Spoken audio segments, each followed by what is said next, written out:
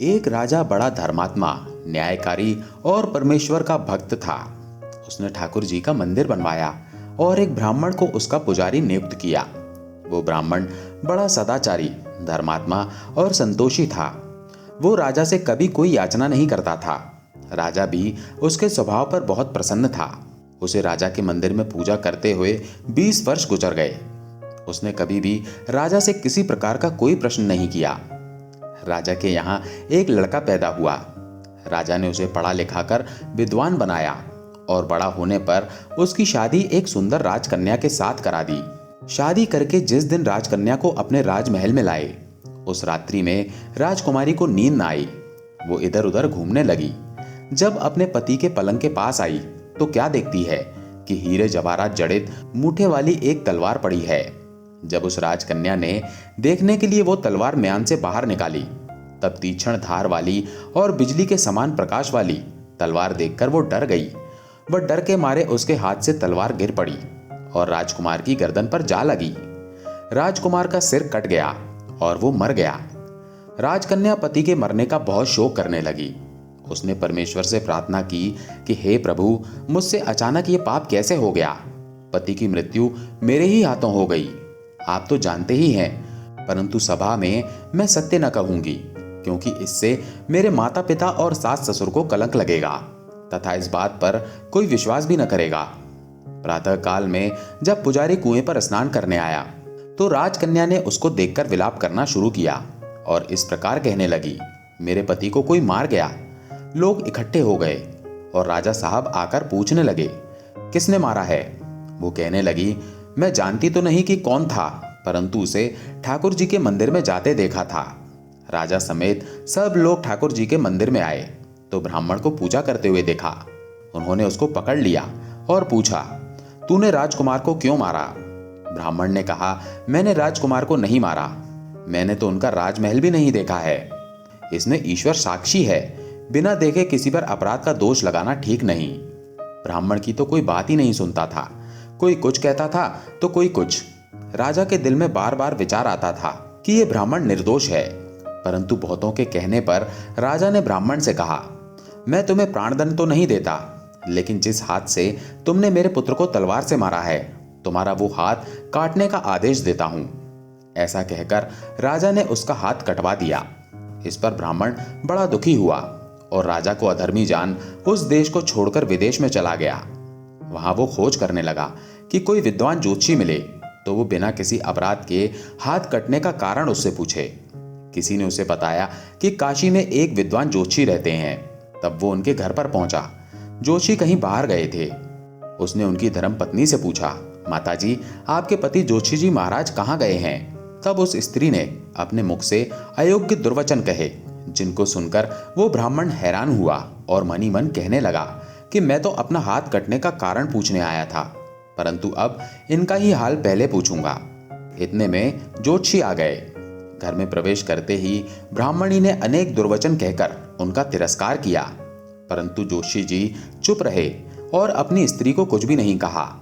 तदंतर वे अपनी गद्दी पर आ बैठे। ब्राह्मण को देखकर ज्योतिषी ने उनसे कहा, कहिए ब्राह्मण देवता, कैसे आना हुआ। आया तो था अपने बारे में पूछने के लिए, परंतु पहले आप अपना हाल बताइए कि आपकी पत्नी अपनी जुबान से आपका इतना तिरस्कार क्यों करती है, जो किसी से भी नहीं सहा जाता और आप सहन कर लेते हैं। इसका क्या कारण है। ये मेरी स्त्री नहीं, मेरा कर्म है। दुनिया में जिसको भी देखते हो, अर्थात भाई, पुत्र, शिष्य, पिता, गुरु, संबंधी, जो कुछ भी है, सब अपना कर्म ही है। ये स्त्री नहीं, मेरा किया हुआ कर्म ही है और ये भोगे बिना कटेगा नहीं। अवश्यमेव भोक्तव्यम, कृतं कर्मम शुभाशुभम, ना भुक्तम क्षीयते, कर्म कल्प कोटिश्तेरपि। अपना किया हुआ जो भी कुछ शुभ अशुभ कर्म है, वो अवश्य ही भोगना पड़ता है। बिना भोगे तो सैकड़ों करोड़ों कल्पों के गुजरने पर भी कर्म नहीं टल सकता।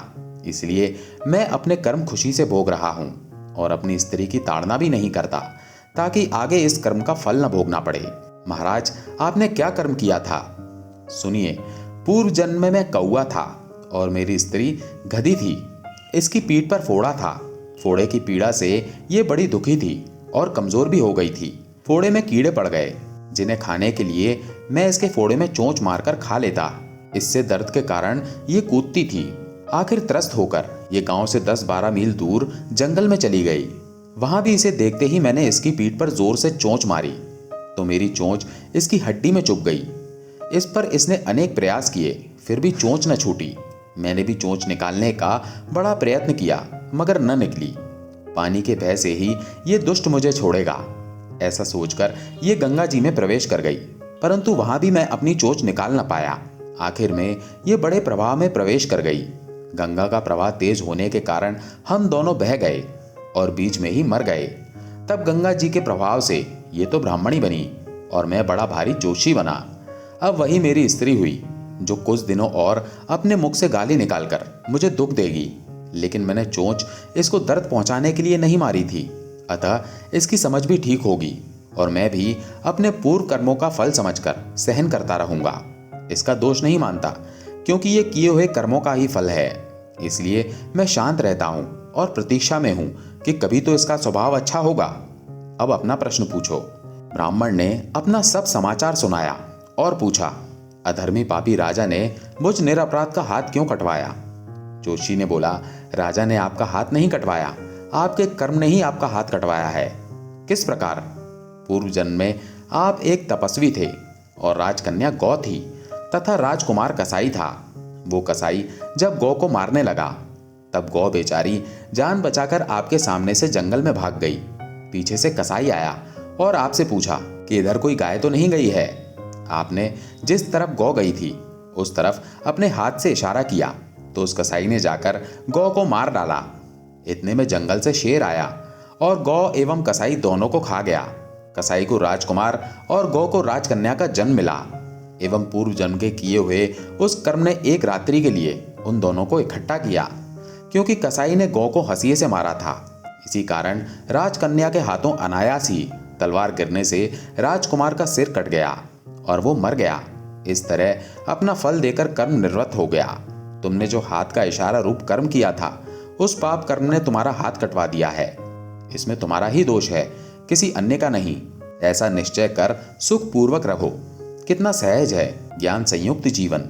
यदि हम इस कर्म सिद्धांत को मान लें और जान लें तो पूर्वकृत घोर से घोर कर्म का फल भोगते हुए भी हम दुखी नहीं होंगे, बल्कि अपने चित्त की समता बनाए रखने में सफल होंगे। दोस्तों, उम्मीद है ये कहानी आपको पसंद आई होगी। अगर पसंद आई हो तो वीडियो को लाइक करके चैनल को सब्सक्राइब जरूर कर लें। जय जय श्री राधे।